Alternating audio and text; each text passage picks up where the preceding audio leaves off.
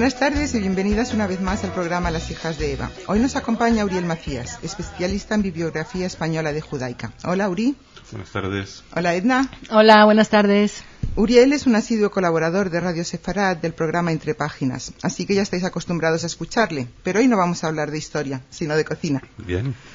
Entre otros muchos libros, eres autor del libro Mi cocina judía. Dime, ¿cómo surgió la idea de este libro? El libro de la cocina judía fue un encargo. La verdad es que no fue iniciativa mía. Me lo encargó la red de juderías con un intento de llenar un vacío, que lo que ellos veían un vacío en la bibliografía española para el gran público sobre lo que son las leyes de la kashrut y todos los temas relacionados con las costumbres y las tradiciones judías en la cocina. Y así empezó el libro. Más que un libro de cocina, entonces podríamos decir que es un libro de leyes y costumbres. Fundamentalmente, sí. Porque recetarios hay muchos, algunos buenos, otros menos buenos, publicados en España, en general sobre cocina sefardí. Y la laguna que percibían los editores, y yo creo que tenían toda la razón, es algo que explique, o que intente explicar y exponer lo que son las complejas leyes dietéticas del judaísmo. Porque cada vez hay más gente que se interesa por la cocina sefardí y que hubiera una herramienta que un poco lo encuadrara en lo que es la tradición judía y en particular en su dimensión religiosa. ¿Pero tú hablarías de una gastronomía judía? No. No. Me explico. Para empezar, tenemos que hablar de gastronomías o tradiciones culinarias diferentes judías, porque son muy diferentes lo que es la cocina judía de Grecia, la de Marruecos, la de Alemania, la de Polonia o la que puede haber hoy en Israel. Y tan judías son unas como las otras. Pero sí hay rasgos, por lo menos en cada lugar. Primero, lo que imprime las propias restricciones de la cocina judía, que ya obligan en muchos casos a una necesaria modificación de las recetas del lugar. Pues no lo sé, por poner un ejemplo muy sencillo y muy simple. En todo lo que son los Balcanes, Grecia, Turquía, son muy frecuentes las recetas, las musacas o las distintas musacas que en muchos casos llevan carne y queso. Pues entrar en la tradición judía, todas aquellas que llevan carne y queso están descartadas y hay modificaciones, variaciones sobre el tema. Ese sería un caso de adaptación de platos en que las propias restricciones eliminan determinadas líneas de evolución de una receta. Esa sería una. Como tantas. Sí. ¿A qué público va dirigido este libro? Eso es siempre uno que se pone a escribir un libro, no es que haya escrito mucho, no, como decía yo, ya muy amablemente he escrito un montón de libros, libros pocos, casi siempre con amigos además, y lo que estos son bastantes catálogos bibliográficos que eso no van dirigidos a ningún público, sino que uno se dedica a hacer de notario de lo que hay.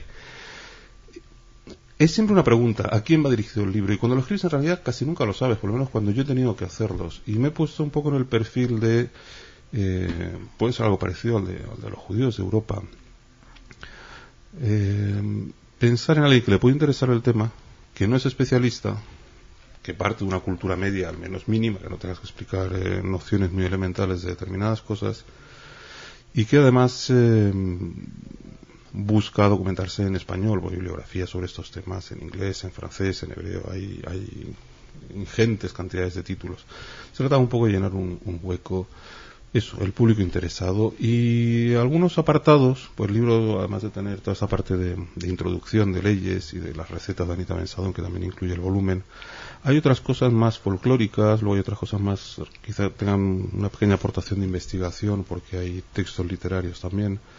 Pues espero que le interesa a mucho tipo de público, pero en principio sería alguien interesado en eso, alguien que ya tiene la curiosidad. No es un libro, yo entiendo que ese no es un libro, es algo que el que lo compra engañado, que va buscando un recetario, o recetarios sobre otros. En tu libro tienes un apéndice sobre la berenjena. Incluyes incluso 2 cancioneros españoles del siglo XV, una copla. Sí. ¿A qué se debe esa importancia a la berenjena? Bueno, mira, eso es una cosa muy divertida. Y surgió el tema en una presentación que se hizo en Madrid del libro el otro día. Yo siempre pensé, y eso es cuando uno es jovencito, uno piensa que el mundo gira alrededor de uno y casi todo lo que ocurre en el mundo lo que pasa alrededor del mundo de uno. Y bueno, pues la berenjena en mi casa era, bueno, pues como el pan prácticamente. Bueno, pues cuando uno se hace mayor ya se da cuenta que la berenjena no forma parte del mundo de cada uno, de todo el mundo, perdón, que es de un mundo muy personal y de algunas personas que pueden tener las mismas costumbres, pero menos de las que yo imaginaba. Pero luego la cosa dio una vuelta en el sentido contrario, empecé a leer cosas y me llevaron a una pista muy muy curiosa, y es que en algunos cancioneros españoles del siglo XV una de las formas de caracterizar al judío o de señalar a alguien como judío, como judío converso, como descendiente de judíos, era decirle que era un comedor de berenjenas. O sea que ya en la España medieval había una asociación de la berenjena y lo judío. Pues siempre se dice, bueno, pues cuando alguien quería atacar a un converso le decía que no comía tocino. Pues como el cerdo está prohibido por la religión judía, pues ese era el ataque fácil y que la literatura tiene unos testimonios estupendos. Y en cambio este me parece mucho más sutil, pero que más reflejaría algo. Es evidente que varios poemas de cancioneros no van a ir al mismo punto si no fuera porque había una conciencia de que la berenjena era un plato judío, o muy típico entre los judíos. Se está celebrando en Córdoba un curso de cocina organizado por la Red de Juderías de España, donde el libro de apoyo que utilizan es el tuyo. ¿Por qué mi cocina judía y no otro? ¿Qué tiene de distinto? Pues, en parte, aquí puede ser los propios intereses de los organizadores. Imagino que si es un curso en Córdoba de cocina judía, estará en mayor o menor medida promovido por la Red de Juderías, que también es quien promovió el libro, con lo cual ahí la coincidencia a lo mejor tiene algo que ver con que los organizadores o los promotores de ambas iniciativas son los mismos, la Red de Juderías. Yeah. Y por otro, pues se supone que el libro va a satisfacer esa necesidad. La necesidad, cuando me lo comentaba Asunción Osta, que es la responsable de que este libro haya visto la luz, la secretaria permanente de la Red de Juderías, me comentaba que cada vez hay más restaurantes, sobre todo en las ciudades de la Red de Juderías, que incluyen ocasionalmente o ya de forma más o menos estable en su carta recetas de cocina sefardí. Entonces ella pensaba que era realmente necesario, que la gente del mundo de los restaurantes, de los chefs de cocina y en general de la gente metida en este mundo que se había metido al tema de la cocina sefardí, al menos supieran qué se movía. Y esa era un poco la idea del libro, un libro que fuera fácilmente accesible para distintos tipos de lectores y que supiera cuando le decía, pues no lo sé, si Anita Bensadón, quien imparta el curso, no, es que el cerdo no se come, bueno, ¿y qué más? Y esto no, y esto sí, y esto porque sí, y esto porque no. Pues de algún modo este libro intenta exponer con cierta claridad por lo menos las leyes más importantes y también un poco las distintas interpretaciones que se han dado a lo largo de la historia. Mira, en las jornadas estas sefardíes que se han celebrado en La Rioja, que se ha servido una cena típica sefardí, ¿has estado? Sí, todo el privilegio de estar, sí. ¿Han habido comentarios sobre la cena? ¿La gente le ha gustado? Sí. Bueno, ya es una cita casi obligada. Eran las cuartas jornadas sefardíes de La Rioja y desde la primera edición se intentó conciliar lo que pueden ser unos seminarios y unos cursos con un marcado carácter académico, también dirigidos al público universitario, no al especialista, pero había que darle algo más a esas jornadas, había que darle un toque especial. Y el toque viene de varios frentes, no solo el estudio de textos antiguos, sino cosas de lo que hoy es la tradición sefardí viva. La tradición sefardí viva pues puede ser las canciones, la música, pero también y fundamentalmente la cocina. En eso no hay que engañarse. Y desde las primeras jornadas, la primera noche, la noche de la inauguración, que además suelen asistir personalidades de La Rioja y personalidades invitadas, se hace una cena sefardí, la preparan los propios cocineros de la hostería de San Millán, bajo las directrices de Anita Bensadón. Y francamente los resultados son increíbles. Este año, bueno, había un plato que conozco bien por tradición familiar, como puede ser los pastelitos de patata rellenos de carne.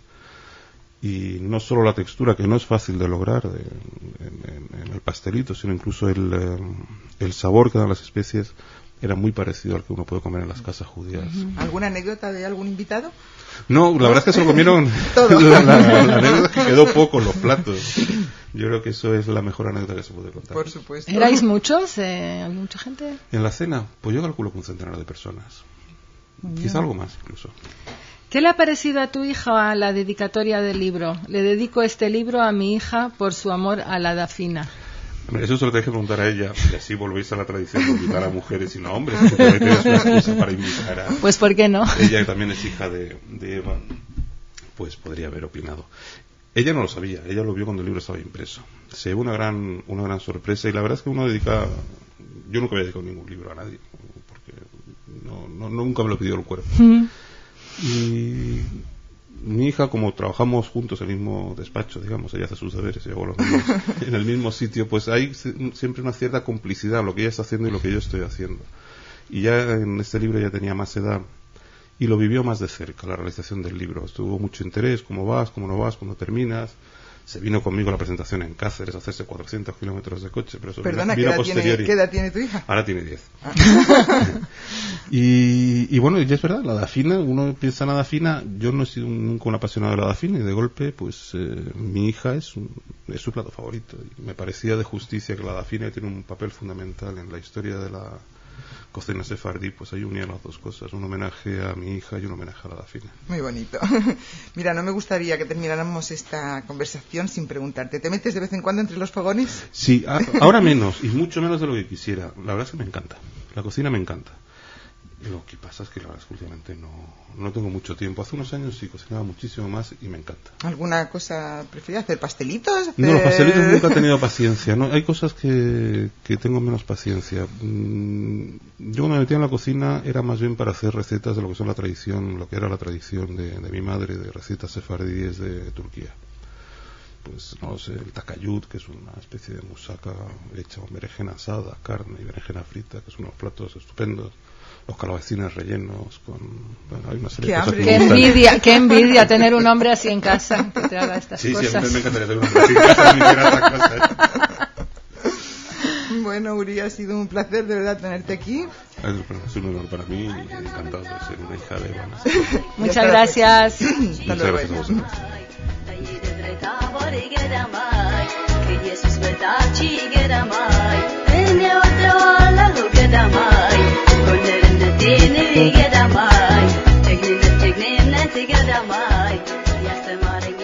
Bueno, pues ha sido un placer tener aquí a Uri charlando un poco de cocina, ¿verdad, Edna? Pues a ver cuándo traemos a más hombres y que cocinan y todo eso. Y más cosas. Bueno, seguimos con más cosas. Vamos a hacer un pequeño homenaje a una poetisa de Israel y del mundo judío, Naomi Shemer.